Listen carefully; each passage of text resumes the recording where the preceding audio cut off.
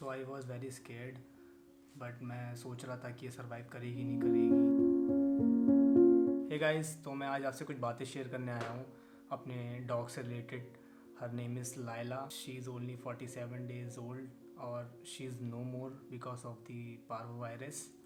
और मेरे को चाइल्डहुड से ही डॉग काफ़ी पसंद रहे हैं और मेरे को कहीं भी डॉग दिखते हैं तो मैं उनके साथ खेलना स्टार्ट कर देता हूँ बिकॉज आई लव देम। तो फाइनली मैंने डिसाइड किया था कि मैं एक डॉग लूँ और उसकी रिस्पॉन्सिबिलिटी उठाऊँ।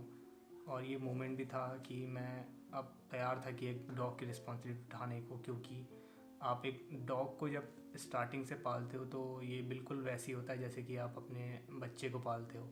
और हाँ, she is my first child. कुछ ही मोमेंट्स उसके साथ स्पेंड किए, बट जो भी मोमेंट थे बहुत ज़्यादा ब्यूटीफुल थे।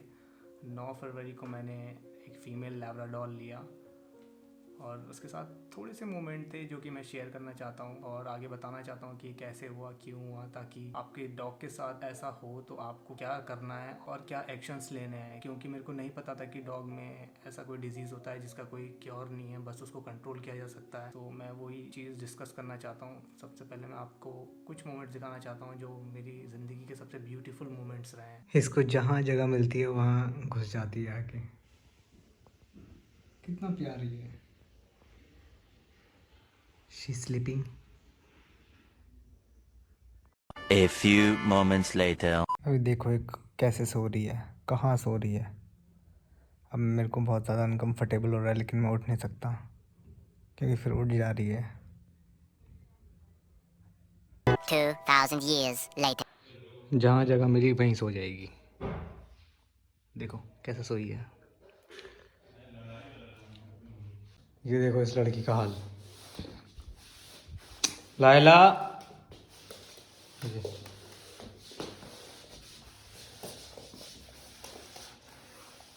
मत कर यार, काम करने थे।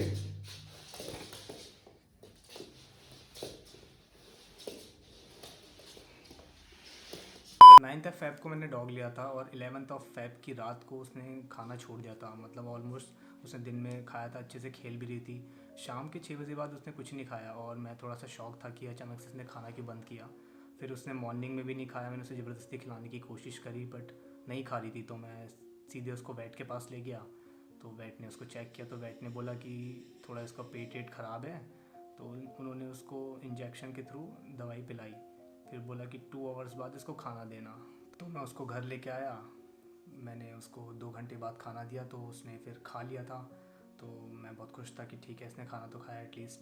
फिर शाम को उसने दोबारा स्किप कर दिया और पॉटी कर रही थी, टॉयलेट कर रही थी। पॉटी भी ऐसा लग रहा था कि उसका पेट बहुत ज़्यादा ख़राब है। तो मैं उसको तुरंत फिर वेट के पास ले गया शाम को। फिर उन्होंने इसका टेस्ट किया पारो वायरस का, तो वो पॉजिटिव आया। तो मेरे को पता नहीं था पारो वायरस क्या होता है। तो मैंने डॉक्टर से बहुत ज़्यादा डिस्कस किया इस बारे में। तो डॉक्टर ने बताया कि ये जो डिज़ीज़ होता है पपीज़ में बहुत ज़्यादा होता है। 3 से 6 मंथ के बीच में जो पपीज़ होते हैं इनको बहुत ज़्यादा रिस्क होता है पारो वायरस का। पारो वायरस क्यों होता है? पारो वायरस होता है या तो ये जेनेटिकल होता है कि जैसे कि इसकी मॉम को रहा हो या इसके ग्रैंडफादर को रहा हो, इसके फादर को रहा हो पारो वायरस, तो जेनेटिकली बच्चे में भी आ जाता है। सेकंड होता है कि या किसी के कांटेक्ट में आ गए किसी अदर डॉग के जो उसको वो डिज़ीज़ है, या इसने कहीं रोड में कुछ लिक कर लिया जिससे कि पारो वायरस इसको हो गया। बट ऐसा कुछ था नहीं क्योंकि मैं बाहर तो इसको ज़्यादा ले नहीं गया था। तो मेरे मन में ये आया कि या तो जेनेटिकल हो सकता है, क्योंकि मैं इसको बाहर तो ज़्यादा ले नहीं गया था। मैं सामने वाले फ्लैट तक ले गया था, अपने फ्रेंड्स के फ्लैट तक, और ऐसा कुछ था नहीं कि मैं इसको रोड में छोड़ रहा था। तो मैंने डॉक्टर से पूछा ठीक तो हो जाएगी। डॉक्टर ने बोला कि इसमें 50-50% चांस होते हैं पपीज़ के बचने के, कि या तो वो खुद सर्वाइव कर जाए तब अलग बात है, क्योंकि पारो वायरस का कोई इलाज नहीं है। बेसिकली इसके 2 फॉर्म होते हैं, एक होता है इंटेस्टाइनल फॉर्म, सेकंड होता है कार्डियक फॉर्म। जो मेरे पपी को था वो था cardiac form. Most of the dogs में कार्डियक फॉर्म ही होता है। इसमें क्या होता है, डायरिया हो जाता है, बहुत ज़्यादा पपीज़ पॉटी करते हैं, उल्टियाँ करते हैं। जब ये पॉटी करते हैं तो इनमें से ब्लड निकलता है। तो जो आगे मैं फुटेज दिखाने वाला हूँ वो थोड़ी सी डिस्टर्बिंग हो सकती है कुछ लोगों के लिए, तो आप स्किप कर सकते हो।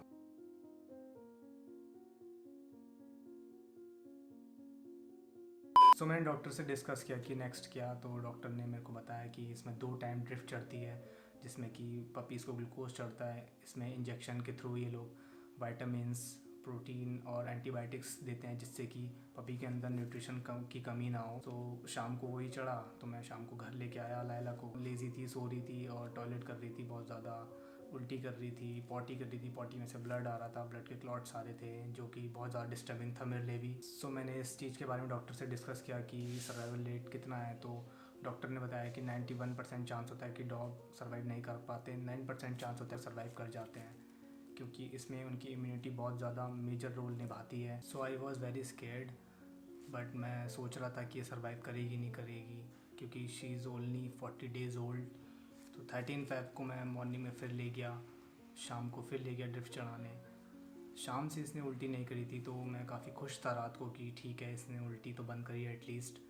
और सबसे पहले पपी उल्टी बंद करता है, उसके बाद वो रिकवर होता है हल्के हल्के। तो मैं थोड़ा सा खुश था, मैं डिस्कस भी किया था डॉक्टर से 14 फ़रवरी को कि इसने बंद कर दी उल्टी। तो उसने कहा था ठीक है, फिर अगर ये कर रही है बंद तो मे बी ये ठीक हो सकती है। बट इसका बहुत ज़्यादा वेट लॉस हो चुका था, डिहाइड्रेशन इतनी ज़्यादा थी कि डॉक्टर को इसकी वेन नहीं मिलती थी इंजेक्शन लगाने के लिए। तो 14 फ़रवरी को ऐसा हो चुका था कि इतनी ज़्यादा डिहाइड्रेशन हो चुकी थी बॉडी को, तो डॉग को वेन ही नहीं मिली इसकी। तो उन्होंने इसके पेट में फिर इंजेक्शन लगाए, पेट से ड्रिफ्ट चढ़ाई पूरी, ग्लूकोज पेट के थ्रू गया। फिर उन्होंने बताया कि इसको चम्मच के थ्रू ग्लूकोज देना हल्का हल्का सा। तो मे बी क्योंकि डिहाइड्रेशन बहुत ज़्यादा हो रहा है और उल्टी बंद कर दी तो उल्टी नहीं करेगी। मैं डॉग के पास से सीधे घर आया और मैंने स्पून के थ्रू ग्लूकोज पिलाया, बट उसने पिया उस टाइम पे, बट 1 घंटे बाद ही उसने वो सारा ग्लूकोज बाहर निकाल दिया और ऐसा लग रहा था कि शी वॉज डेड। ये हालत थी, बिल्कुल नहीं मूव कर रही थी। मैं इतना ज़्यादा इमोशनल था उस टाइम पे, आई वॉज क्राइंग अलोन कि व्हाट हैपन टू हर। 15 फ़रवरी की मॉर्निंग में उसको ले गया डॉग के पास, और वो ऐसा मोमेंट था कि मैं कभी ज़िंदगी में नहीं भूल सकता हूँ, क्योंकि वो बहुत ज़्यादा वीक हो चुकी थी, वो खड़ी तक नहीं हो पा रही थी। मतलब उसको अगर मैं खड़ा कर रहा था तो गिर जा रही थी, ऐसा लग रहा था कि शी इज़ डेड, बट उसकी सांसें चल रही थी। मे बी 1% चांस हो कि वो सर्वाइव कर जाए, और मेरा थोड़ा फेथ भी था कि काश कुछ ऐसा हो जाए कि जिससे वो सर्वाइव कर पाए। तो 10 बजे के अराउंड में उसको वापस लेके आया। जब से मैं घर लेके आया था तब से वो थोड़ी सी कूं टाइप आवाज़ निकाल ली थी, जो कि मेरे लिए बहुत ज़्यादा डरावनी थी, और मैं बहुत ज़्यादा इमोशनल था उस टाइम पे, और मेरे को समझ में नहीं आता कि मैं क्या करूँ। फिर मैंने उसको अपने लैब पे लिया और ऐसे ही मैं उसको सहलाता रहा, तो उसने आवाज़ बंद करी। 3 बजे के आसपास वो मूव नहीं कर रही थी, वो सांस ऐसे ले रही थी कि 10 सेकंड सांस ले रही थी, फिर 10 सेकंड छोड़ रही थी। ऐसा लग रहा था कि सांस रुक रही है फिर आ रही है, सांस रुक रही है फिर आ रही है। मैं बहुत ज़्यादा इमोशनल था उस मोमेंट पे और थोड़ा सा रो रहा था। देन उसने ब्रीथ लेना बंद कर दिया। मैंने डॉग को फ़ोन किया तो डॉग ने बताया कि शी इज़ नो मोर। उन्होंने बताया कि कैसे चेक करना है। फिर मैं वेट के पास भी ले गया, उन्होंने बता चुके थे कि she is dead. I don't know ये क्या हुआ अचानक से। मेरा पहला बच्चा था, ये बहुत छोटी थी, बट ठीक है। मैं I always believe in destiny कि किस्मत में जो होता है वही होता है। एटलीस्ट वो यहाँ से गई होगी तो एक अच्छी जगह गई होगी। तो मेरा पर्पस सिर्फ ये वीडियो बनाने का ये था कि पारो वायरस होता क्या है मेरे को बताना था आपको, और इसके सिम्टम्स क्या हैं, और मेरी क्या स्टोरी रही अपने डॉग के साथ। मेरे को वो डिस्कस करनी थी कि आपके डॉग को कभी हो तो आपको तुरंत एक्शन लेना है। कभी भी आपको अपने डॉग में सिम्टम्स दिखे तो ज़रूर वेट के पास जाए तुरंत, क्योंकि बहुत ज़्यादा इंपॉर्टेंट है आपकी वेट के पास लेके जाए, क्योंकि वो ही ठीक कर सकते हैं। इसका कोई इलाज नहीं है, इसको सिर्फ कंट्रोल किया जा सकता है। और वैक्सीनेशन टाइम पे लगाए डॉग की। वैक्सीनेशन नहीं लगाएंगे तो बहुत ज़्यादा रिस्क होता है पारो वायरस का, स्पेशली डॉग्स में जो कि पपी होते हैं 3 से 6 महीने के बीच में। और बड़े डॉग्स को भी हो सकता है क्योंकि वो दूसरे कांटेक्ट में आते हैं, तो वो प्लीज़ अवॉइड करना, क्योंकि एक डॉग एक चाइल्ड के बराबर होता है। तो आई नो लायला जिधर भी होगी बहुत अच्छी होगी, शी इज़ वेरी प्रिटी, और मैं ज़िंदगी में कभी नहीं भूल सकता उसको। आई लव यू लायला, और I don't want to cry in front of the camera. ये थी मेरी स्टोरी, मेरे डॉग की स्टोरी। जितने मोमेंट्स बिताए बहुत ज़्यादा ब्यूटीफुल थे। बाय।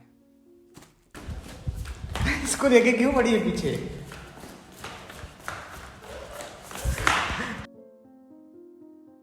आओ come. Very good, very good. Run.